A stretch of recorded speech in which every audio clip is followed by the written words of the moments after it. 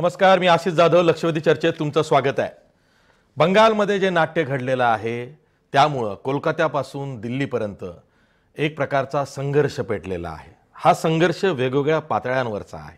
म्हणजे एकतर सीबीआयची कारवाई ही सूडबुद्धीने होते असा आरोप प्रत्येक विरोधी पक्ष करतोय.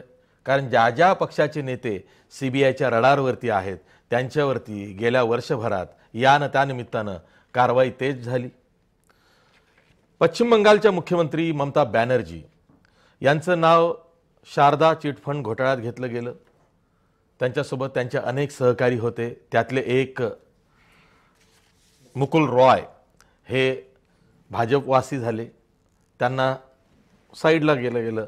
पण जी शारदा चिटफंड घोटाळ्याची चौकशी आहे ती सीबीआयनं सुरू ठेवली.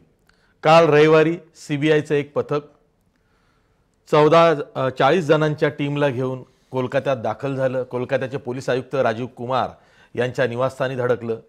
तिथं बंगाल पोलिसांनी सीबीआयच्या टीमला अटकाव केला. थोड्याच वेळात मुख्यमंत्री ममता बॅनर्जीसुद्धा तिथं आल्या आणि त्यानंतर सीबीआयच्या टीमला जेरबंद करण्यात आलं. पुढे ममता बॅनर्जी यांनी नजीकच्याच ब्रिगेड मैदानवर मेट्रो लाईन स्थानकावरती धरणं आंदोलन सुरू केलं. ते अजूनही सुरू आहे. दरम्यान आरोप प्रत्यारोप झाले. संसदेमध्ये आज तृणमूल काँग्रेसच्या खासदारांनी गोंधळ घातला. तिथे केंद्रीय गृहमंत्री राजनाथ सिंह यांनी असं सांगितलेलं आहे की राजीव कुमार हे जे आहेत, जे सध्या कोलकात्याचे पोलीस आयुक्त आहेत, हेच खरं तर शारदा चिटफंड घोटाळ्याची जी चौकशी SITनं केली त्या SITचे प्रमुख होते. त्यांच्याकडं काही भक्कम पुरावे आहेत. ते पुरावे ते नाहीसे करू शकतात. म्हणून त्यांचा ताबा हा सीबीआयच्या टीमला हवा होता. म्हणून सीबीआयची टीम तिथं गेली होती. पण ममता बॅनर्जी ज्या पश्चिम बंगालच्या मुख्यमंत्री आहेत त्या एका पोलीस अधिकाऱ्याच्या बचावात आल्या आणि त्यांनी एवढा आकांतांडव केलेला आहे ज्याची खरं तर गरज नाही अशी भूमिका ही मोदी सरकारची म्हणजे केंद्र सरकारची आहे. पण दुसरीकडं ममता बॅनर्जी यांचं असं म्हणणं आहे की तपास यंत्रणांचा राजकीय वापर आपल्या फायद्यासाठी मोदी सरकार करतंय. त्यांच्याबाबत जी कारवाई म्हणजे पश्चिम बंगालबाबत जी कारवाई मोदी सरकार करतंय त्यामुळं जो संघीय ढाचा किंवा संरचना आहे भारतीय राज्यघटनेची त्याला ठेस पोचते असं त्यांचं म्हणणं आहे. सर्वच विरोधी पक्षाचे नेते असतील, राहुल गांधींपासून तर अगदी अखिलेश यादव, मायावती, चंद्रबाबू नायडू, शरद पवारसुद्धा या सर्वांनी ममता बॅनर्जी यांना पाठिंबा दर्शवलेला आहे आणि केंद्र सरकारच्या कारवाईला विरोध केलेला आहे. त्यामुळे एक प्रकारे संघर्ष पेटलेला आहे. त्याच संघर्षावरती आज आपल्याला चर्चा करायची आहे. आपल्यासोबत मान्यवर पाहुणे आहेत. आपल्या स्टुडिओमध्ये भारतीय कम्युनिस्ट पक्षाचे प्रवक्ते मिलिंद रानडे आहेत. आपल्यासोबत भाजपचे मुख्य प्रवक्ते माधव भांडारी आहेत. तसंच आपल्यासोबत BRSPचे नेते ॲडव्होकेट सुरेश माने आहेत. याशिवाय आपल्यासोबत काँग्रेसचे तरुण तडफदार प्रवक्ते अतुल लोंढेसुद्धा आहेत. मी सुरुवातीला अतुल लोंढे यांच्याकडे जाणीवपूर्वक जातो. ते यासाठी की विरोधी पक्षाची ते सध्या धुरा सांभाळत आहेत त्यांचा पक्ष आणि राहुल गांधी यांना आता एक एक करून सगळेच विरोधी पक्षातले नेते पंतप्रधान पदाचे दावेदार म्हणून घोषित करतायत.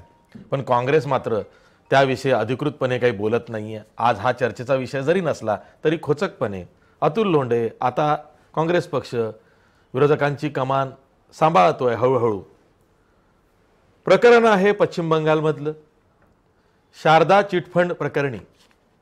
काँग्रेसनंच खरं तर पहिली रोखठोक भूमिका घेतली होती. जी जनहित याचिका दाखल झाली ती काँग्रेसच्याच वतीनं झाली होती. आता जेव्हा सीबीआयकडून शारदा चिटफंडमध्ये कारवाई होते आहे तेव्हा काँग्रेस का नाकं मुरडते?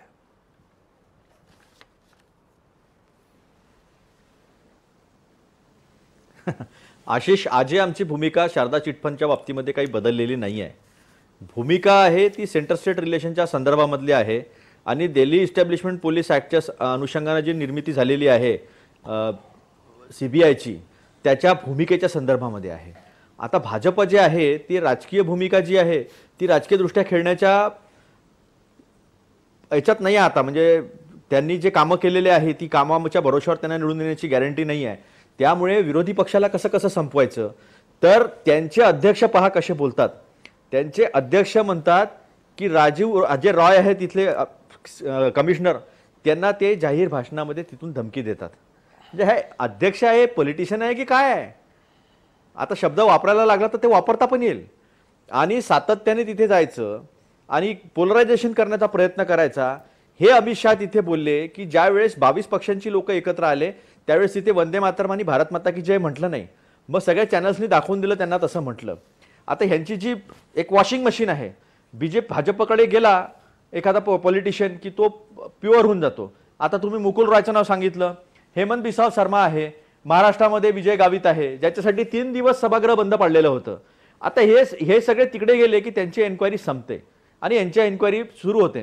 मी तुम्हाला आता एक गोप्यस्फोट करणार आहे आशिषजी, आणि तो असा आहे की 27 ऑक्टोबर 2017 रोजी याच कमिशनरांनी सीबीआय डायरेक्टरांना एक पत्र लिहिलं होतं आणि त्या पत्रामध्ये त्यांनी सांगितलं की जी इन्व्हेस्टिगेटिंग टीम आहे सीबीआयची ती अनबायस्ड इन्व्हेस्टिगेशन न करता ती कुठला तरी अजेंडा राबवत आहे.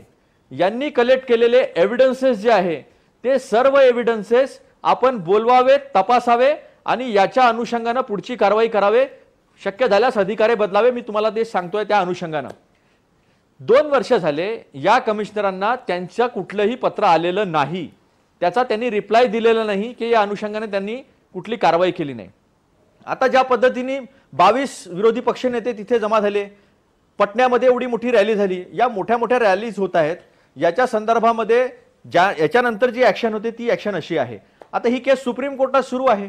सुप्रीम कोर्टाने स्पेसिफिकली सांगितलेलं आहे की तिथे कुठली तुम्हाला ऍक्शन घ्यायची असेल तर तुम्हाला तिथल्या हायकोर्टची परमिशन घ्यावी लागेल. अदरवाईज सीबीआयला सेक्शन 5 दिल्ली इस्टॅब्लिशमेंट ऍक्ट 1947च्या सेक्शन 5 प्रमाणे सर्व देशाचं ज्युरिडिक्शन आहे, पण सेक्शन 6 काय सांगतो की त्या राज्याची तुम्हाला परवानगी असली पाहिजे, त्या राज्याची तुम्हाला परवानगी घ्यावी लागेल. दुसरी बाब, राज्याला जर एखादी गोष्ट सीबीआयकडे द्यायचं असेल तर राज्य हा सांगू शकतो. This is a cooperative federalism structure, हे आपण ऍक्सेप्ट केलेलं आहे. आता हे सगळं तोडून द्यायचं आणि भारतातल्या कुठल्या शेंबड्या पोराला जरी विचारलं तरी तुमच्या लक्षात येईल की भाजपा ईडीचा वापर कसा करते आहे, भाजपा सीबीआयचा वापर कसा करताय. आपण पॉलिटिकल अनालिसिस करताना यूपीच्या संदर्भामध्ये आपण बोलत असतो की सीबीआयचा दबाव असेल हे सगळे निर्णय होण्यामध्ये. या सगळ्या ज्या चर्चा सुरू असतात या चर्चेतून या देशामध्ये एक प्रकारचं असं वातावरण निर्माण झालेलं आहे की आता कसं करायचं. हा प्रश्न फक्त पॉलिटिकल नाही आहे, हा प्रश्न देशातल्या लोकशाही संस्थांच्या संदर्भातला सुद्धा आहे. हा प्रश्न देशामध्ये ज्या वेगवेगळ्या संस्था आहेत ज्यांचा राजकारणाशी, निवडणुकांच्या राजकारणाशी संबंध नाही आहे त्यांच्यावरच्या दबावाचा सुद्धा आहे. आणि त्याच्यामुळे नयनतारा सहगल सारख्या जेव्हा लेखिका म्हणतात की आपण एका अंधकारमय काळामध्ये जगत आहोत आणि याच्या विरुद्ध आपण जर उभं झालो नाही तर पुढची पिढी आपल्याला माफ करणार नाही. वेगवेगळ्या क्षेत्रामधून जे आवाज येतात आहे त्या आवाजाच्या अनुषंगाने सुद्धा आपण विचार केलाय. आम्ही जातो माधव भंडारी यांच्याकडे. नाही ऐका, माधव भंडारी आज सुप्रीम कोर्टामध्ये सीबीआय 2 वेळा गेलं.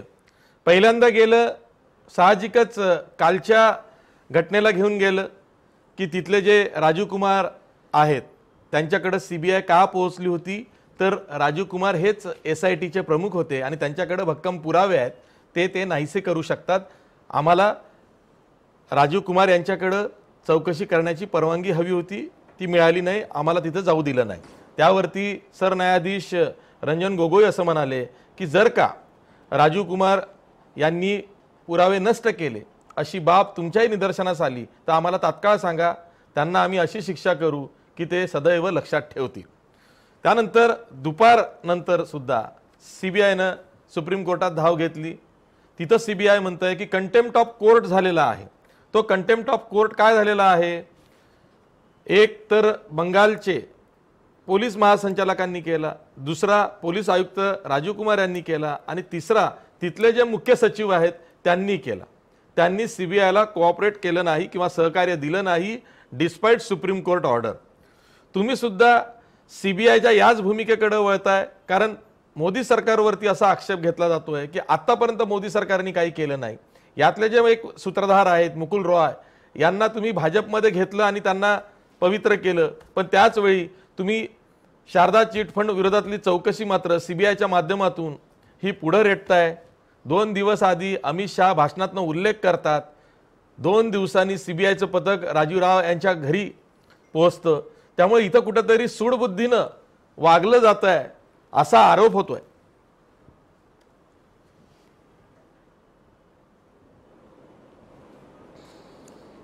असा आरोप करणं या पलीकडे विरोधी पक्षांकडे दुसरी कुठल्याही प्रकारचं बोलण्याचं राहिलेलं नसल्यामुळे फक्त एवढं एक रेकॉर्ड वाजवण्याचं काम गेली 5 वर्ष चालू आहे. शारदा चिट फंडचं प्रकरण सुरू झालं 2013मध्ये. CBIचा तपास सुरू झाला 2013मध्ये. त्यावेळेला पंतप्रधान मनमोहन सिंग होते. शारदा चिट फंडचं प्रकरण ममता बॅनर्जींच्या विरुद्ध काढलं, काँग्रेसने काढलं आणि एक राजकीय हत्यार म्हणून ते वापरण्याचा प्रयत्न केला. पण त्यात काही मला त्याच्याबद्दल काही गैर वाटत नाही. जर भ्रष्टाचाराचं प्रकरण एखाद्या पक्षाने काढलं आणि त्याच्यावरती संघर्ष केला आणि तो सुद्धा काँग्रेसने केला तर ह्याच्या इतकी ह्या देशातली एक दुर्मिळ घटना आपल्याला बघायला मिळाली. त्याबद्दल काही मला त्याबद्दल तक्रार असण्याचं काही कारण नाही. पण 2013 पासून CBIची तपास चालू आहे. त्या तपासामध्ये सरकार बदलल्यानंतर काही बदल झाला नाही. आपण मुकुंदरावांना आमच्याकडे घेतलं वगैरे वगैरे म्हणता, पण मुकुंदरावांना आमच्याकडे घेतलं म्हणून काही तपास नाही थांबलेला, तपास चालूच आहे. आणि ज्या राजीव रायच्या बद्दलचा विषय आहे त्याला गेल्या वर्षभरात 4 समन्स पाठवली. त्या 4 समन्सना त्याने उत्तर दिलं नाही, प्रतिसाद दिला नाही. म्हणून CBIच्या अधिकाऱ्यांना कोलकात्याला जायची वेळ आली. आणि हे फक्त CBI पुरतं नाही आहे. राजीव राय ह्या अधिकाऱ्याचं एकंदर वर्तनच विलक्षण आहे. ते निवडणूक आयोगाच्या बैठका नाही जात नाहीत. निवडणूक आयोगाने आपल्या बैठकाला ते आले नाहीत ह्याच्याबद्दलचा जाहीर नाराजी व्यक्त केली आणि त्याच्याबद्दल ममता बॅनर्जीने माफी मागितली. म्हणजे हे सगळं प्रकरणच काहीतरी वेगळं आहे. राजीव राय हा एका शहराचा महानगराचा पोलीस संचालक, तो निवडणूक आयोगाच्या बैठकांना सुद्धा जायची त्याला गरज वाटत नाही. निवडणूक आयोगाने त्याच्याबद्दल नाराजी व्यक्त केल्यानंतर राज्याचे मुख्यमंत्री त्याच्यासाठी दिलगिरी व्यक्त करतात. आत्तासुद्धा या पोलीस महासंचालकावरती CBIची कारवाई सुरू झाल्याबरोबर त्याच्या संरक्षणासाठी मुख्यमंत्री थेट उठून त्याच्या घरी जातात आणि धरणाऱ्या रस्त्यावर बसतात. त्यांचा धरण्याचा मुद्दा काय हे आपल्याला माहीत नाही. त्यामुळे हा सगळा विषयच विलक्षण आहे. यामध्ये नेमकं ममता बॅनर्जींना काय साध्य करायचं आहे हे सांगणं अवघड आहे. पण त्याच्यातला एक स्पष्ट मुद्दा हा आहे की ममता बॅनर्जी या देशाची संघात्मक रचना मानायला तयार नाहीत. या देशामध्ये त्यांची समजूत स्वतःची अशी झालेली दिसते की पश्चिम बंगाल हे माझ्या मालकीचं आहे. मी मुख्यमंत्री झाले म्हणजे बंगाल माझ्या मालकीचं. आणि म्हणून मग माझ्या राज्यामध्ये अमित शहानी येता कामा नये, माझ्या राज्यामध्ये विजयकुमार वर्गीयांनी येता कैलाश विजय वर्गीयांनी येता कामा नये, किंवा आमच्या राज्यामध्ये पंतप्रधानांची सभा झालेली मला खपणार नाही. हा सगळा जो एक अत्यंत अहमन्य अहंगंडाचा प्रकार आहे आणि लोकशाही न जुमानणारी प्रवृत्ती आहे. त्याचं प्रदर्शन ममता बॅनर्जी पावलावर करतायत. ठीक आहे. आपल्यासोबत ॲडव्होकेट सुरेश माने सुद्धा आहेत. ॲडव्होकेट सुरेश माने, जसं आता माधव भंडारी त्यांच्या उत्तरात म्हणाले की ममता बॅनर्जी ह्या ॲटोक्रॅट झालेल्या आहेत, त्यांना असं वाटतं आणि ते साहजिकही आहे. बंगालमधल्या जवळपास 42 पैकी 34 जागा ह्या आज तृणमूल काँग्रेसकडे आहेत, त्यांचे खासदार लोकसभेत आहेत आणि भाजपकडं 2 जागा आहेत. आणि आपण गेल्या 2 महिन्यांपासून बघतोय की पश्चिम बंगालमध्ये राजकीय सभा घेण्यावरून किंवा रथयात्रा काढण्यावरून भाजप आणि तृणमूल काँग्रेसमध्ये काय रस्सीखेच चाललेली आहे. आणि सभा दर सभा एकमेकांना धमक्या देण्याचा कार्यक्रम जाहीरपणे सभांमधून दोन्ही पक्षांकडून होतोय. कदाचित त्याचीच पार्श्वभूमी या सध्याच्या प्रकरणाला आहे. कारण नाही तर एका पोलीस आयुक्ताच्या घरी CBIची टीम आली म्हणून ते एवढा आकांत तांडव ममता बॅनर्जी करू शकतात. खरं तर ममता बॅनर्जीविषयी असंही म्हटलं जातं आणि आज मला एका काँग्रेसच्या नेत्यांनी खासगीच सांगितलं की सोनिया गांधींनी पहिली खबरदारी काय घेतली तर कुठल्याही परिस्थितीत ममता बॅनर्जींना दुखवायचं नाही, त्यांच्यापासून 2 हात दूरच राहायचं. कारण ममता बॅनर्जी अशा आहेत की कुठली सहानुभूती कुठल्या स्तरावरती मिळवतील याचा काही नेम नाही. काँग्रेसनं जे केलं ते भाजपला करता आलं नाही. ममता बॅनर्जींना कलकत्त्यात डिवचलं. आता विरोधक एकवटतायत असं दिसतंय.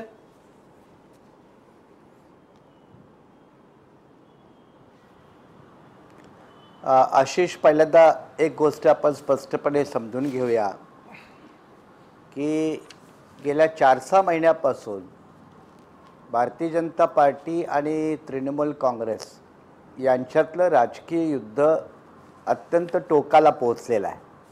मग ती BJPची यात्रा असो, त्याचासुद्धा इश्यू सर्वोच्च न्यायालयापर्यंत गेला, किंवा राजकीय नेत्यांच्या सभा असोत त्याचेही वाद सुरू झाले.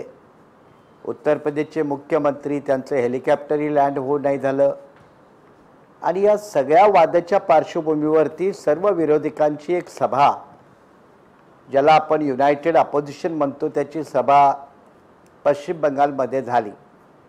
स्वाभाविकता या बॅकग्राऊंडवरती आणि CBIच्या टायमिंगवरती, ॲक्शन टायमिंगवरती हा प्रश्न स्वाभाविक आहे.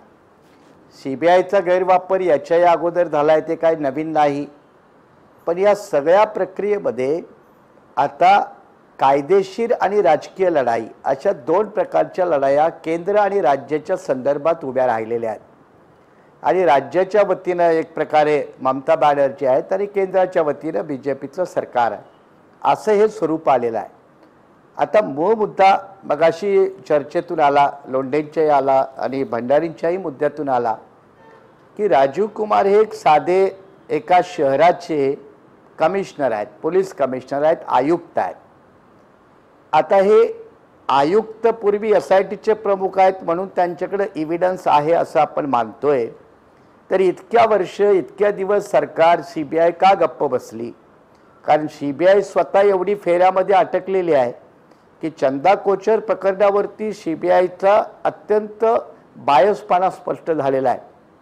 आणि चंदा कोचर प्रकरणामध्ये त्यांच्यावरती कारवाई केली म्हणून लगेच त्या CBIच्या अधिकाऱ्यांची पुन्हा बदली देखील झाली. आणि त्यामुळे CBIचा मेस किती मोठ्या प्रमाणावरती सुरू आहे, ज्याला गैरवापर किती मोठ्या प्रमाणावरती सुरू आहे, हे प्रकरण सुरू आहे.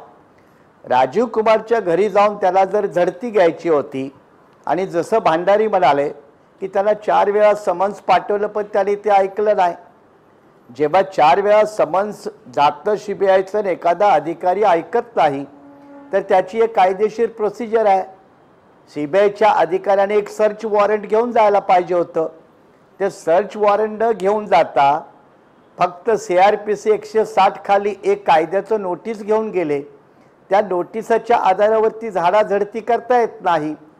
आता हे CBIच्या अधिकाऱ्यांना ठाऊक असायला पाहिजे आणि त्यामुळे CBIच्या अधिकाऱ्यांनी ती दक्षता घेणं हे फार गरजेचं होतं. किंबहुना कायदेशीररित्या त्याने ती केलेली मोठी चूक आहे. आता त्याच्यानंतर ममता बॅनर्जीचं ह्या सगळ्या प्रकरणामध्ये येणं इथं पॉलिटिकल कलर आहे. आणि हे आपल्याला स्पष्टपणे मान्यच करावं लागेल की BJP आपली जमीन वेस्ट बेंगॉलमध्ये बनवायचा आटोकाट प्रयत्न करत आहेत. त्यांचे 2 MP आहेत सध्या. त्याला त्या वेस्ट बेंगॉलमध्ये जास्त सीटा असणारं स्टेट आहे, 42 जागांचं स्टेट आहे. आणि त्यामुळेच त्या स्टेटमध्ये BJPची जागा कशी बनवता येईल हा त्यांचा प्रयत्न आहे. आटोकाट ते प्रयत्न करतायत. पण या पार्श्वभूमीवर ममता बॅनर्जी आपला गड कसा राखता येईल त्याच्यावरती ते अडून आहेत. आणि ममता बॅनर्जीचं एकंदरीत राजकीय कारकीर्द सुरुवातीपासून आपण लक्षात घेतली तर ममता बॅनर्जी एखाद्या विषयाला भिडल्या तर त्या शेवटपर्यंत भिडतात. मग ते सिंगूर प्रकरण असो, मग ते CPMच्या विरोधातला संघर्ष असो किंवा काँग्रेस पक्षातला त्यांचा स्वतःचा विद्रोह असो, ही त्यांची राजकीय हातोटी आहे. पण आता त्यांच्या या धोरणामुळं, याच्यात त्या स्वतः आल्यामुळं एका बाजूला केंद्र सरकारचे अधिकार आणि दुसऱ्या बाजूला राज्य सरकारचे अधिकार असा मोठा एक कायदेशीर पेच निर्माण झालेला आहे.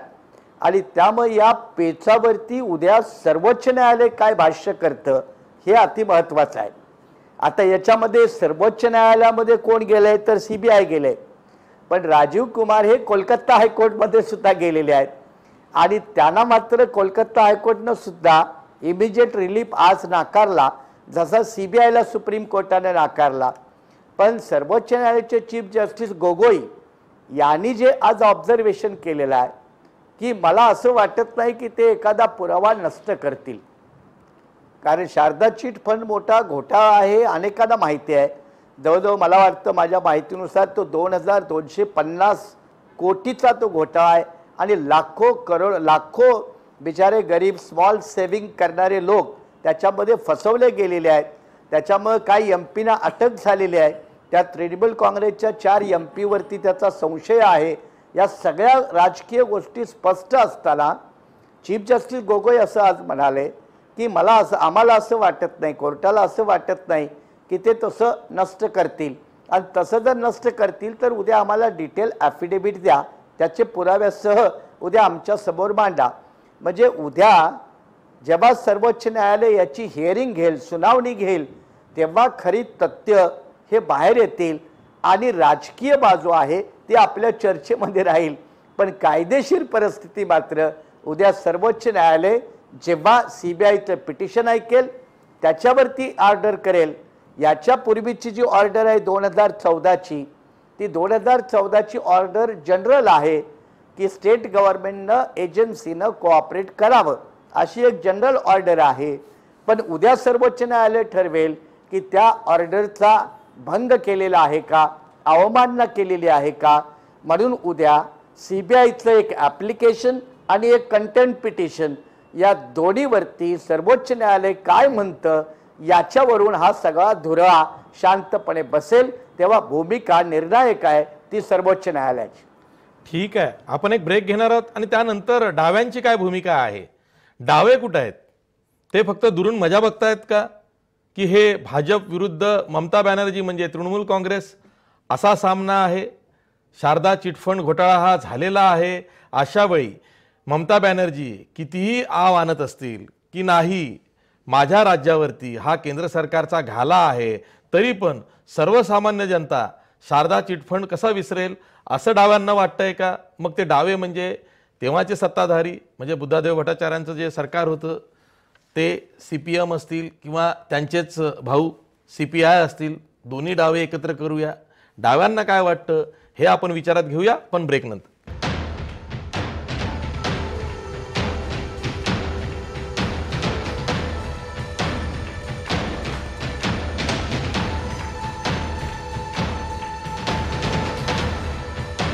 ब्रेक नंतर पुन्हा तुमचं स्वागत. तुम्ही बघताय लक्षवेधी आणि आपली लक्षवेधी आहे संघर्ष पेटला.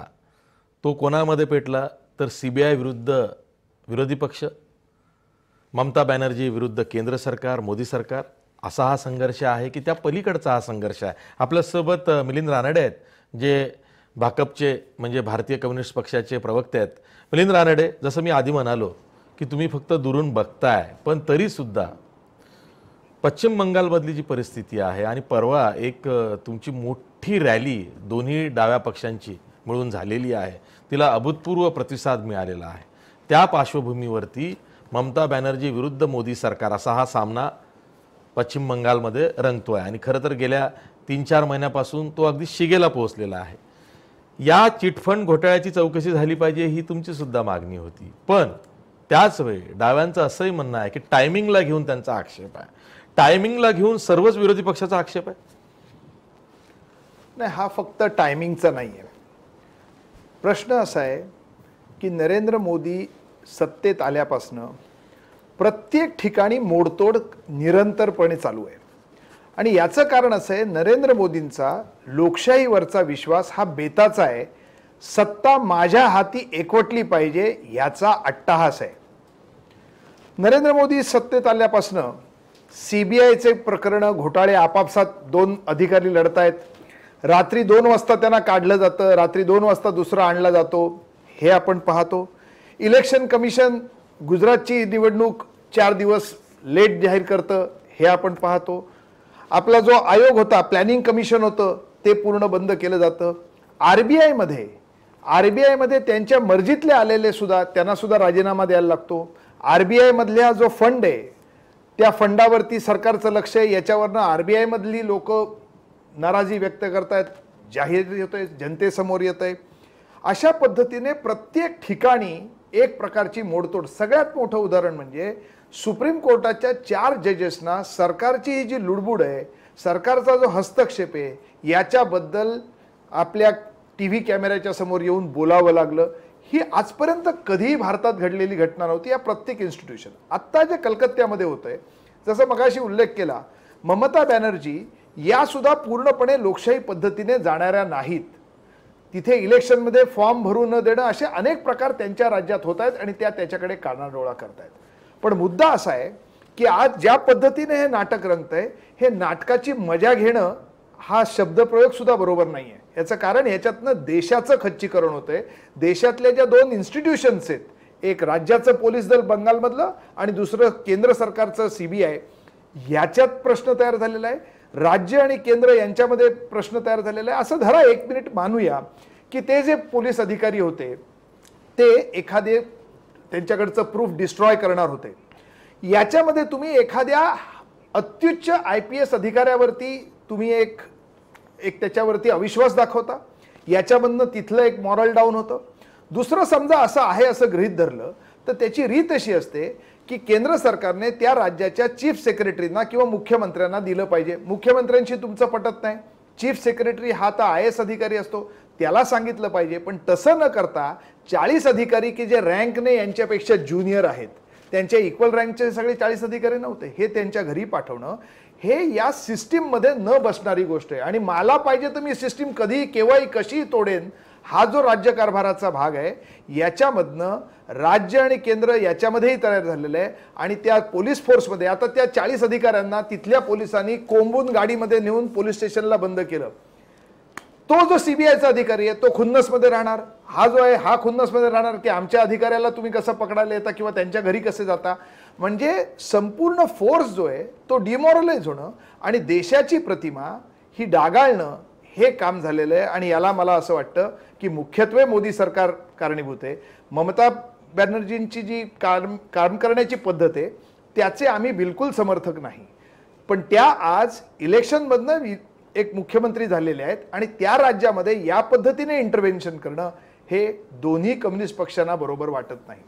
ठीक आहे माधव भंडारी, हाच प्रश्न आहे की या आधी चंद्रबाबू नायडू यांनी सुद्धा CBIच्या टीमला अटकाव केला होता आंध्र प्रदेशमध्ये की CBIच्या किंवा इतर ज्या तपास यंत्रणा आहे, CBIच नाही सर्वच, असं त्यांचं म्हणणं होतं की सूडबुद्धीने जर का कुठली कारवाई करत असेल तर ती रोखली गेली पाहिजे. राजकीय फायद्यासाठी तपास यंत्रणांचा वापर व्हायला नको, अशीच भूमिका आज चंद्रबाबू नायडू सकट सर्व विरोधी पक्षांनी अगदी ममता बॅनर्जींना पाठिंबा देताना घेतलेली दिसते आहे. एक प्रकारे विरोधक CBI असतील, ED असेल, अशा ज्या काही तपास यंत्रणा आहे त्यांच्या हाताळणीवरून मोदी सरकारच्या विरोधात गेल्या असं वाटत नाही तुम्हाला? असं वाटत नाही?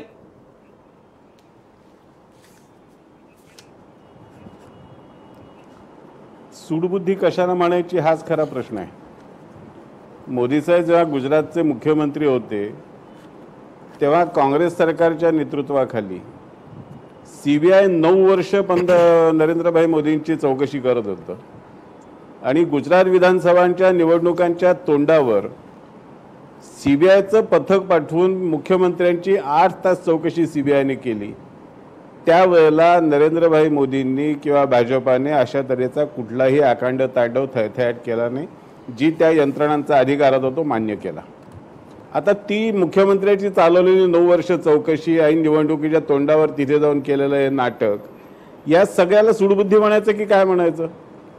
आणि दुसरा सूडबुद्धीचं मला एक आश्चर्य वाटतं की सत्तेत असताना मनमुराद भ्रष्टाचार करणारे आणि त्या भ्रष्टाचाराचे पुरावे समोर येऊन त्याच्यावरती कारवाई सुरू झाली की आपल्यावरती राजकीय सूडबुद्धीने कारवाई होते म्हणून गाळा काढायला लागतात, अखंड तांडव काढायला लागतात. म्हणजे अगदी महाराष्ट्रामध्ये सुद्धा त्याची उदाहरणं आपल्या समोर आहेत की ज्यांच्यावरती पुरावे सिद्ध झाले, कोर्टाने कारवाई केली, कोर्टाने त्यांना तुरुंगात टाकलं, ते सुद्धा सांगतात आमच्यावर सूडबुद्धीने कारवाई चालू आणि कोर्टातून जामिनावर बाहेर आल्यानंतर क्रांतिवीराच्या थाटामध्ये परिवर्तन यात्रा काढायला लागतात. ही कुठली राजकीय संस्कृती आहे? आणि या पद्धतीने जर सूडबुद्धीचा आधार घेऊन आपण सगळ्या कारवाया रोखण्याचा उद्योग करणार असलो तर यापुढे या देशातल्या गुन्हेगारी करणाऱ्या राजकीय आणि त्याचा राजकीय वापर करणाऱ्या लोकांना कुठल्याच प्रकारे कायद्याचा हातच लावता येणार नाही. म्हणजे आपण कायद्याचं राज्य नाकारायला निघालेलो आहोत, आपण कुठल्याही प्रकारची व्यवस्था मान्य करायला तयार नाही आहोत. या पद्धतीची ही भूमिका आणि ममता बॅनर्जी त्याचं नेतृत्व करतात आणि ममता बॅनर्जींचा स्वभावच आहे.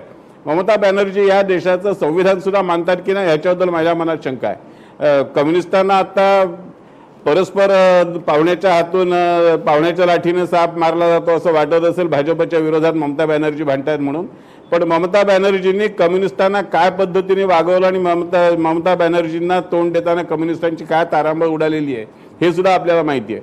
त्यामुळे ममता बॅनर्जींचं राजकारण हे संविधानाला न जुमानणारं, देशाच्या केंद्रीय व्यवस्थेला न जुबानणारं, अहमन्यपणाचं आणि मी म्हणेन माझंच फक्त मालकी या भावनेचं राजकारण आहे आणि ते देशाच्या अखंडतेला, एकतेला अत्यंत मारक असलेलं राजकारण आहे. ठीक आहे अतुल लोंढे, प्रश्न असा आहे की केंद्र विरुद्ध राज्य असा एक संघर्ष आहे आणि त्यामध्ये केंद्र सरकारच्या अखत्यारीत ज्या काही तपास यंत्रणा येत आहेत त्यांच्यातल्या काही प्रकरणांना, जे खास करून विरोधकांची प्रकरणं आहेत, ती स्पीडअप झालेली दिसत आहेत.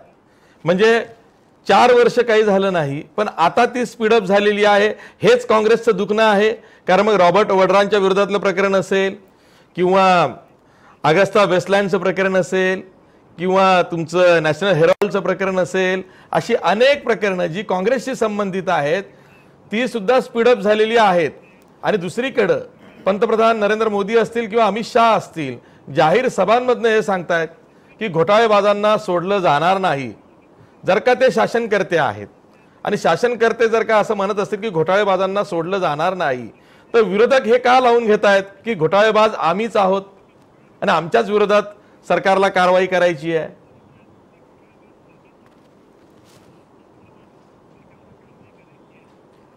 मला वाटतं की हा प्रश्न आपला सुसंगत नाही आहे आशिष. त्याचं कारण असं आहे की प्रश्न इथे सेंटर स्टेट रिलेशनचा संविधानात्मक संस्थांच्या स्वायत्ततेचा आहे.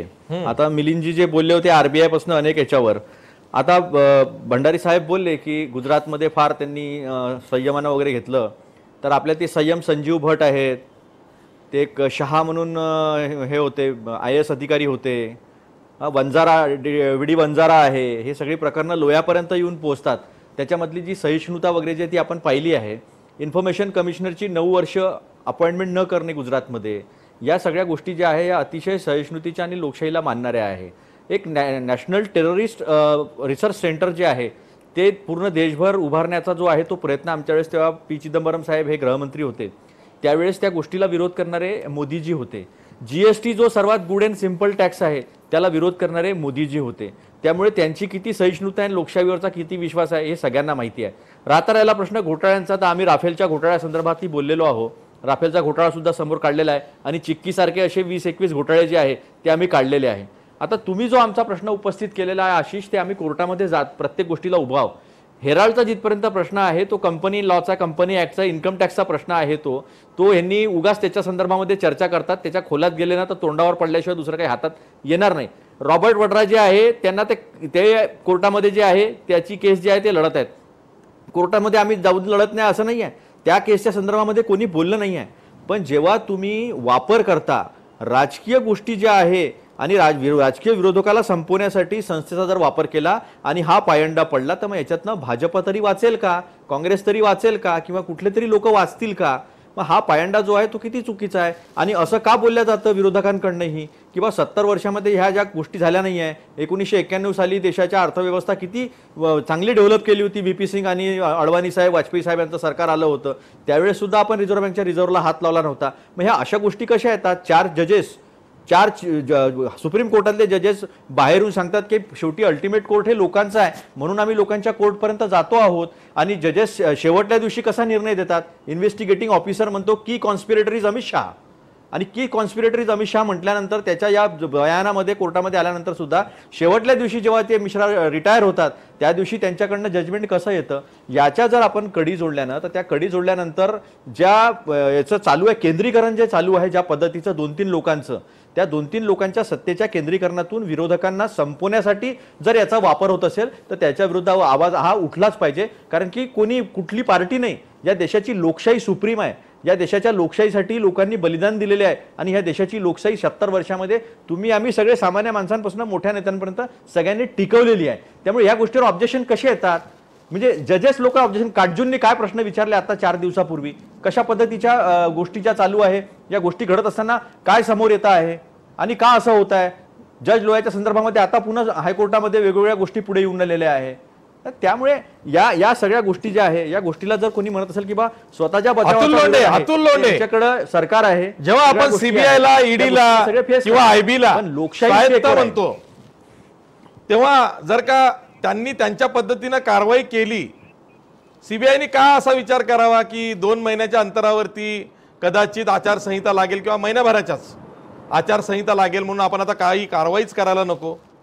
सीबीआयने असं का म्हणावं?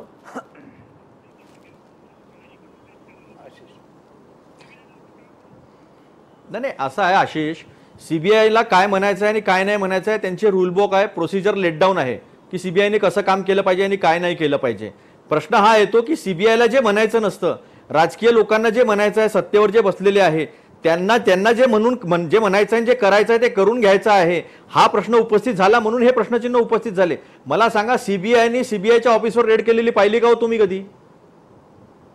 तुम्ही जेव्हा तुमची अपॉइंटमेंट कमिटी जी आहे, ती अपॉइंटमेंट कमिटी असताना तुम्ही त्याच्या विरोधी पक्षाच्या नेत्याला न विचारता कसं हलवता हो? आणि मग सुप्रीम कोर्ट सांगितल्यावर तुम्हाला बसावं लागतं ना. मग ह्या सगळ्या नियमांची तुम्ही पायमल्ली कशी करता? म्हणजे या अनेक गोष्टी ज्या आहेत त्या समोर आलेल्या आहे, अनेक लोक बोललेले आहे. कधी झालाय का या देशामध्ये सायंटिस्ट लोकांनी स्ट्राईक केलेला आहे? 70 वर्षात सायंटिस्ट लोकांनी स्ट्राईक केलेला नाही आहे. या देशामध्ये 48 अधिकाऱ्यांनी पत्र लिहिलेलं आहे पंतप्रधानांना, दिस इज द डार्केस्ट डे. ठीक आहे, 70 वर्षामध्ये हे पण झालेलं नाही आहे. ठीक आहे. त्यामुळे ॲडव्होकेट सुरेश प्रश्नचिन्ह माने, उपस्थित कशावर मला याच झालेले आहे? मुद्द्यावरती यायचं उपस्थित जी होतं. व्यवस्था मला आपण सीबीआयच्या स्वीकारलेली आहे, संदर्भातच लोकशाही बोलताना म्हणून. याच मुद्द्यावरती लोकशाही बोलायचं धोका आहे. आणण्याचा प्रयत्न ॲडव्होकेट होतो. सुरेश माने, जरा मला याच्यावर बोलायचं आहे. हा बरं, बोला माधव भंडारी, मला बोला. याच्यामध्ये बोलायचं आहे.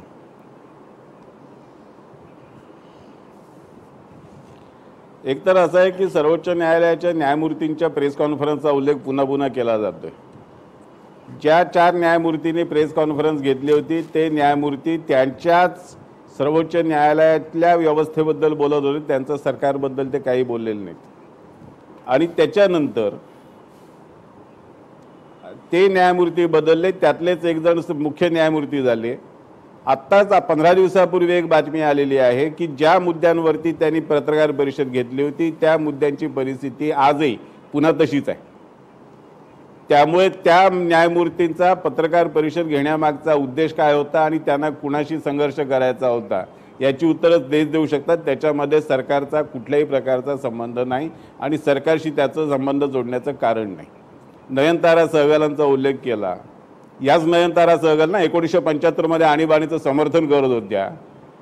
विचार स्वातंत्र्य आणि प्रचार स्वातंत्र्याचं महत्त्व समजायला त्यांना एवढी वर्ष जावी लागली. ज्यांनी आणीबाणीचं समर्थन केलं, ज्यांनी संविधान दूर सारल्याचं समर्थन केलं, त्यांनी आज 40 वर्षानंतर 50 वर्षानंतर सगळं निवांत चालू असताना, कुठल्याही प्रकारची अडचण नसताना, कुठल्याही प्रकारचा त्रास नसताना विचार स्वातंत्र्यावरती प्रवचन देणं हे आम्ही समजू शकतो. त्यांना प्रवचन द्यायची हौस आहे, त्यांनी प्रवचन देऊन घेतलं.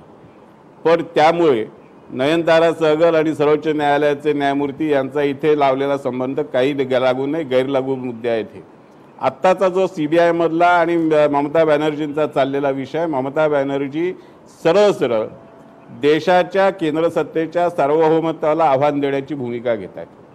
ममता बॅनर्जी सरळ पश्चिम बंगाल माझ्या खाजगी मालकीचा अशा तऱ्हेची भूमिका घेत आहेत. आणि म्हणून एका देशातल्या एका राष्ट्रीय पक्षाच्या अध्यक्षाला त्या सभा घेऊ न देण्याची परवानगी, सभा घेऊ देण्याची परवानगी न देणं हा प्रकार, हा काय विचार स्वातंत्र्यावरचा घाला नाही का? हा काय आचार स्वातंत्र्यावरचा घाला नाही, व्यक्ती स्वातंत्र्यावरचा घाला नाही? आणि जे सगळेजण विचार स्वातंत्र्य, व्यक्ती स्वातंत्र्य, अभिव्यक्ती स्वातंत्र्य ह्याच्याबद्दल एवढे गळे काढून बोलत आहेत, ते कोणीच या पश्चिम बंगालमध्ये चाललेल्या दडपशाहीबद्दल एक अक्षर नाही काढत आहेत. त्या ठिकाणी आमच्या सभा होऊ द्यायच्या नाही, त्या ठिकाणी आमचे कार्यक्रम करू द्यायचं नाही, त्या ठिकाणी आमच्या नेत्यांना उतरू द्यायचं नाही. पंतप्रधानांची सभा अभूतपूर्व झाली, त्या अभूतपूर्व झालेल्या सभेचा राग म्हणून हे अकांड तांडव करायचं, हे कुठल्या प्रकारचं राजकारण आहे? आणि मी मगाशी जो प्रश्न उपस्थित केला की या पद्धतीने दरवेळेला जर आपण राजकीय सुडाचा बुरखा घेऊन स्वतःचं संरक्षण करण्याचा प्रयत्न करायला लागलो तर या देशामधल्या राजकीय भ्रष्टाचारावरती कोणालाही कारवाई करता येणार नाही. आणि काँग्रेसला तर तेच हवं आहे, कारण कारवाई करायला लागलं तर सगळ्यात जास्त मार त्यांनाच पडणार आहे. त्यामुळे त्यांना हे राजकीय सूडबुद्धीचं अकांड तांडव हे त्यांनाही स्वतःचं सोयीचं वाटतं. त्यांच्या आड लपलेले जे प्रादेशिक पक्षांचे, छोटे मोठे पक्षांचे नेते आहेत त्यांच्यावरती सुद्धा ज्या पद्धतीच्या भ्रष्टाचाराची प्रकरणं गेली वर्षानुवर्ष चालू ती का आम्ही नाही लावलेली, काँग्रेसच्याच राजवटीत सुरू झाली. लालू प्रसाद यादवचा उल्लेख काही जणांनी केला. लालू प्रसाद यादव विरुद्ध कारवाई कोणी सुरू केली? आम्ही. लालू प्रसाद यादव विरुद्ध कारवाई सुरू झाली काँग्रेसच्या काळामध्ये. मायावतीच्या विरुद्ध कारवाई सुरू केली अखिलेश यादवनी. त्यामुळे या सगळ्या प्रादेशिक पक्षांच्या नेत्यांना स्वतःला आपल्या भानगडी बाहेर पडतील, आपल्यावरती कारवाई होईल, कायद्यासमोर आपल्याला उभं राहावं लागेल, न्यायालयासमोर उभं राहावं लागेल याची भीती वाटते.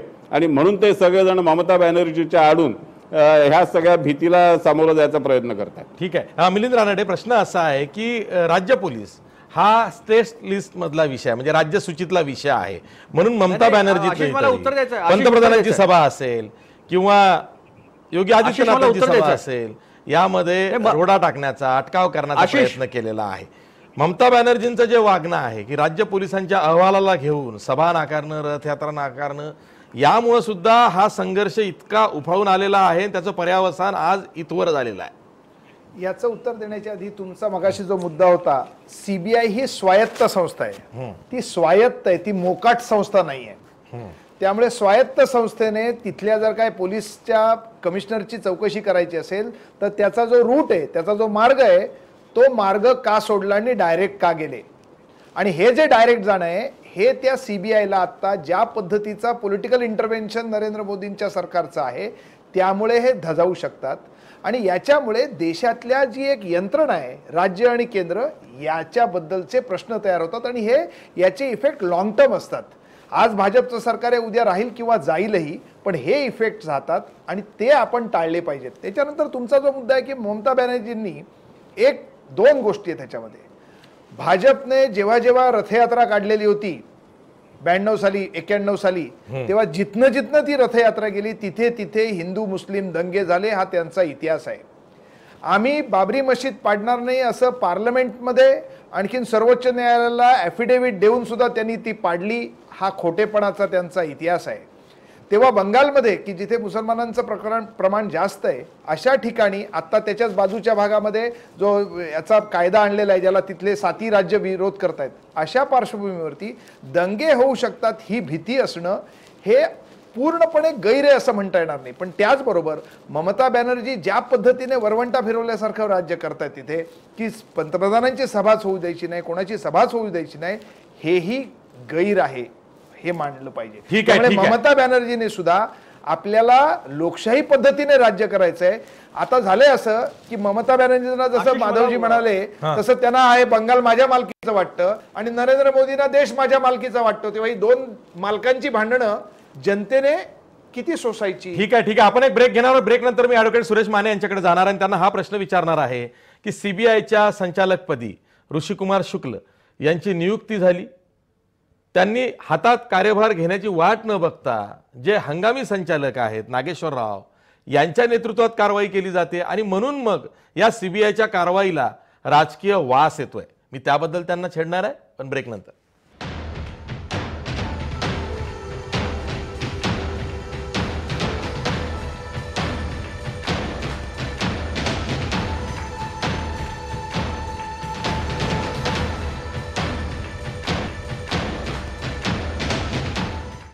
ब्रेक नंतर पुन्हा तुमचं स्वागत. तुम्ही बघताय लक्षवेधी.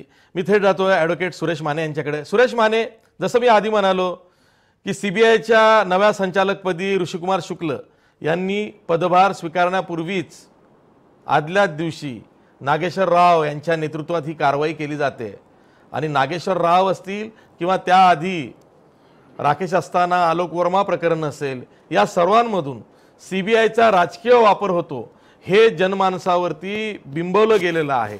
नाही म्हटलं तरी सीबीआयचा वाद हा सुप्रीम कोर्टापर्यंत जेव्हा पोहोचला तेव्हाच लोकांना वाटायला लागलंय की सीबीआय हा खरंच एक पिंजऱ्यातला पोपट आहे आणि तो पाहिजे तसा उडवता येतो.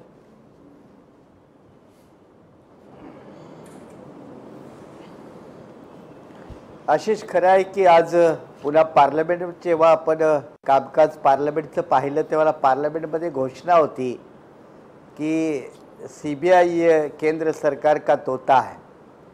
एकदा विनोदानं सुप्रीम कोर्टानं सुद्धा सीबीआय याला पिंजऱ्यातला पोपट असं म्हणून सीबीआयचं वर्णन केलं. आता सीबीआयचं पिंजऱ्यातील पोपट वर्णन असं सर्वोच्च न्यायालय करतं तेव्हा त्याच्यातली मार्मिकता आणि गंभीरता आपण समजून घेतली पाहिजे. सीबीआय किंवा पोलीस यंत्रणा या कागदोपत्री स्वायत्त संस्था आहेत, पण जरी त्या स्वायत्त संस्था असल्या तरी सीबीआय ही केंद्र सरकारच्या अखत्यारीत आहे आणि पोलीस यंत्रणा ही राज्य सरकारच्या अखत्यारीत आहे. आणि सरकार कुणाचंही येवो, कुणालाही त्यांना स्वायत्तता देण्याची इच्छा नाही, कारण स्वायत्तता दिल्यानंतर त्यांना राज्यकर्त्या वर्गाला यांना स्वतःला त्या संस्थापासून भीती वाटते. आणि म्हणून आजपर्यंत या संस्थाच्या स्वायत्ततेची चर्चा झाली पण त्यांना पूर्ण स्वायत्तता कोणी दिलेली नाही.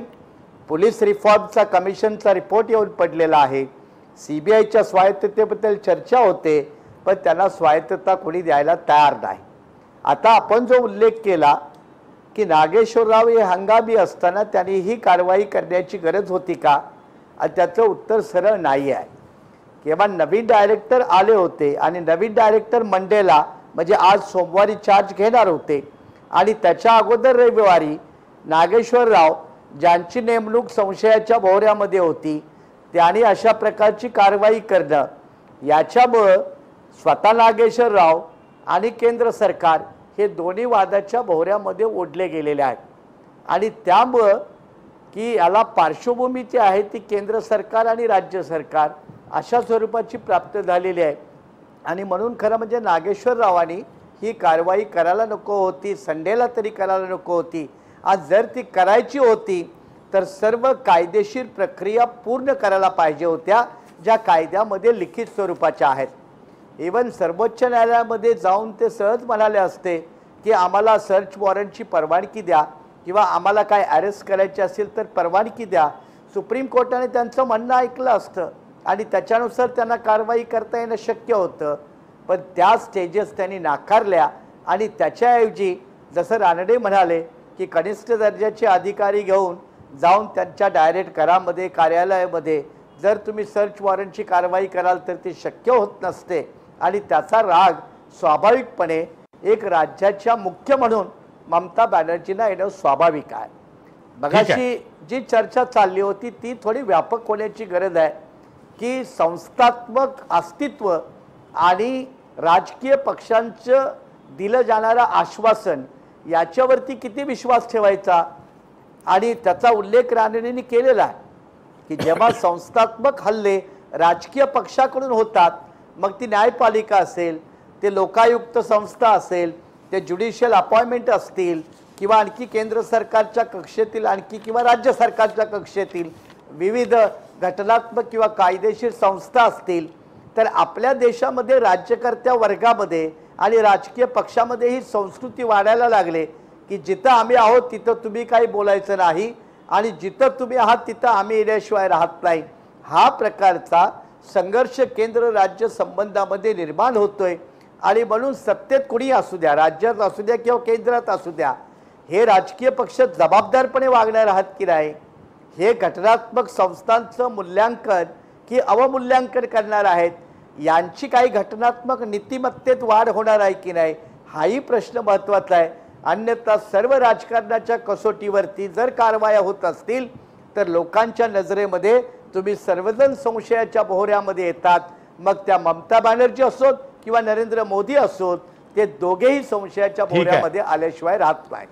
शेवटी अतुल लोंढे बघा, आज केंद्रीय मंत्री बिरेंद्र सिंह चौधरी असं म्हणालेले आहेत की पश्चिम बंगाल सरकारनं हे लक्षात ठेवावं की राष्ट्रपती राजवट लागू करण्याचं किंवा करण्याचा जो पर्याय आहे तो सुद्धा केंद्र सरकारकडे आहे. जर का उद्या सुप्रीम कोर्टाने CBIच्या बाजूने निकाल दिला किंवा निर्देश दिले आणि जर का केंद्रानं सुद्धा कायदा व सुव्यवस्था ही हाताबाहेर जाते म्हणून राष्ट्रपती राजवटीसारखं पाऊल उचललं पश्चिम बंगालमध्ये, तेव्हा काँग्रेसची भूमिका काय असेल?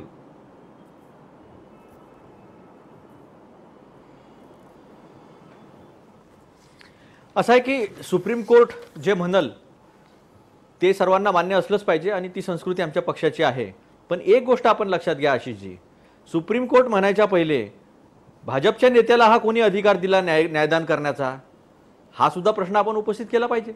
म्हणजे याचा अर्थ यांच्या मनात काय आहे की तिथे सरकार अस्तित्वात आहे, पूर्ण बहुमताचं सरकार आहे, सरकार ॲक्शन घेण्या इथपर्यंत तिथे अस्तित्वामध्ये आहे आणि त्याच्यानंतर सुद्धा आम्ही 356 लावू शकतो असं म्हणण्याचं धाडस एका पक्षाच्या सरकारी पक्षाच्या व्यक्तीनं करणं, हे म्हणजे न्यायदान पहिलेच आम्ही करून ठेवलेलं आहे की बा हे असं होणार आहे आणि आम्ही असं करणार आहे. म्हणजे उद्याची त्यांनी आजच सांगितलेली आम्ही काय करणार आहे.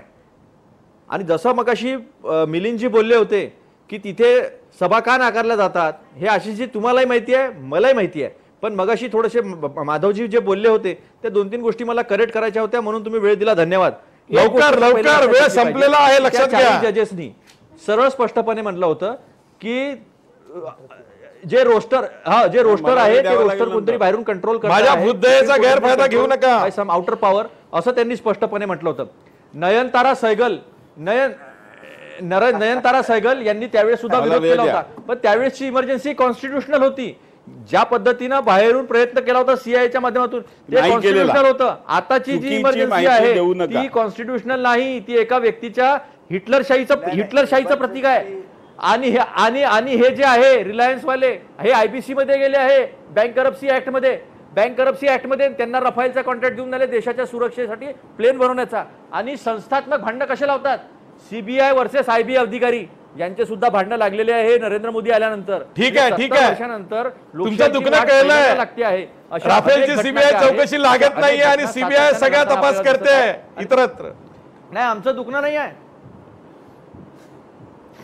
ठीक आहे, माधव भंडारी शेवटी बोला, नाही, शेवटी नाही, बोला. नाही, हे देशात अत्यावश्यक आहे. सगळ्या जी चुकीची कंपनी माहिती देत डबघाईला आहेत आलेली आहे, आणि हे बुडालेली तसंच आहे, राहील. application दिलेली आहे, तिला पहिली सुरक्षेसाठी गोष्ट, नयनतारा सहगलने कधी आणीबाणीला विरोध केलेला नाही.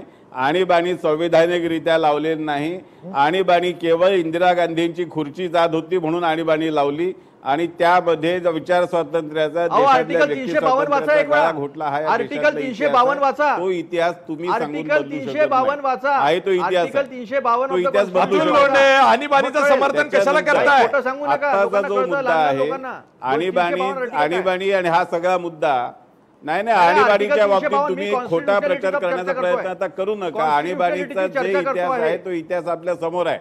त्यामुळे त्याच्याबद्दल काँग्रेसने तुम्ही किती खोटा खोटं प्रचार सांगितलं करतात. तरी त्याचा तुम्ही फरक खोटा प्रचार पडणारा नाही. करतात. लोकांना तो अडवाणी इतिहास म्हणतात माहिती तुमचे. आहे. ही ज्यांनी त्या अडवाणी विचार आहे. स्वातंत्र्याचा लढा अडवाणी दिला म्हणतात, त्याच्यासाठी मी नाही म्हणत. 19 यशवंत महिने सिन्हा 20 म्हणतात महिने तुमचे. तुरुंगवास अडवाणी साहेब भोगला. म्हणतात. तुम्ही त्यांना मला तो अडवाणी इतिहास साहेब चांगला म्हणतात. माहिती आहे आणि ते लाखो लोक आज देशामध्ये अहो, अजूनही अडवाणी हयात म्हणतायत आहेत. ना. त्यामुळे त्या बाबतीत अडवाणी तुम्ही म्हणतायत ना. अपप्रचार किती करायचा प्रयत्न केला तरी त्याचा उपयोग नाही. ठीक आहे, ठीक आहे. आता काँग्रेस मुद्दा आहे आणि CBI भाजपचं चा. चालत राहील. अहो, शेवटी अडवाणी मिलिंद म्हणतात. रानडे, न्यायालयामध्ये लवकर हा- संपवा, माझा वेळ संपलाय.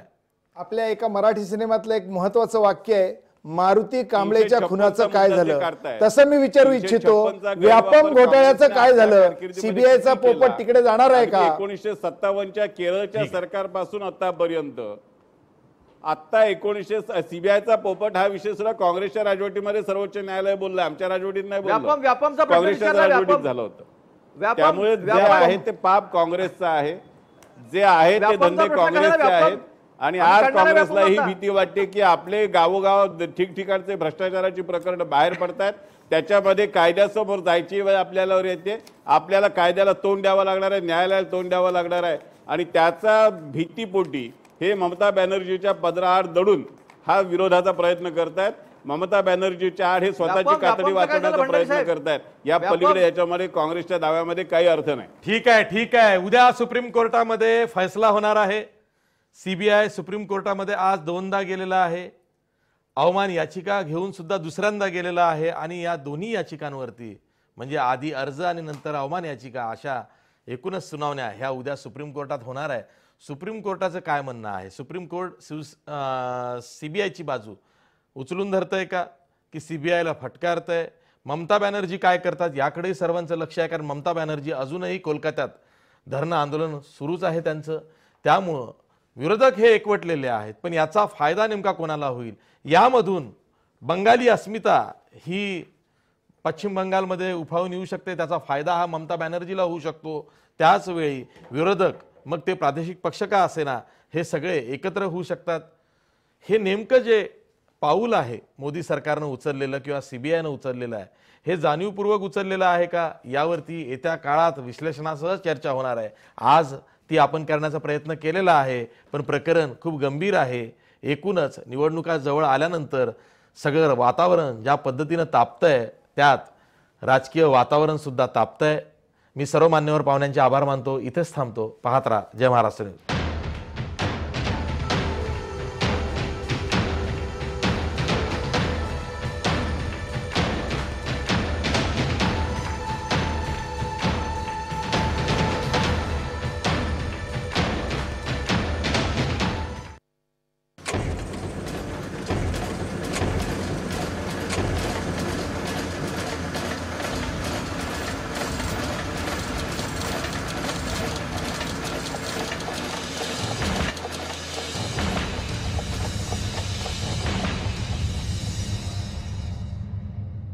आहे.